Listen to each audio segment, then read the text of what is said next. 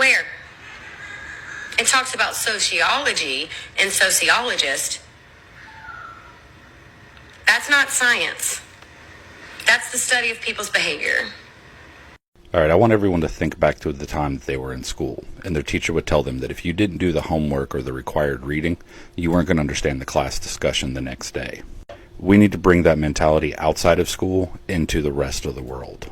Because if you haven't done the proper prerequisites for a discussion, you shouldn't take part in that discussion.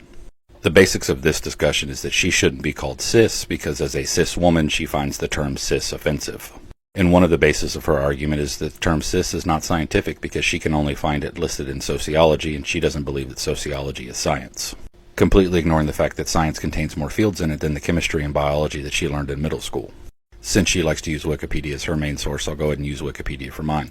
Here's the blurb that Google pulled out of Wikipedia. Sociology is a social science. And if you wanted to use a source that you could actually cite as a reference in a college-level research paper, we can use Encyclopedia Britannica. Sociology, a social science.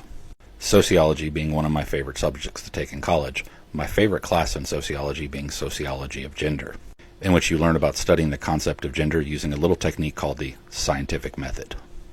And since gender is a social construct, it would make sense that you're finding the terms cis and trans within sociology. You know, the field of science that scientifically studies things like social constructs, relationships, and many other things.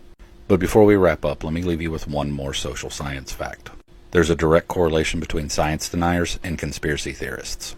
So I really doubt that a moon landing denier has done the prerequisite study and research to join into a discussion about gender. So remember, till they've done the required homework, they don't get a seat in the classroom discussion.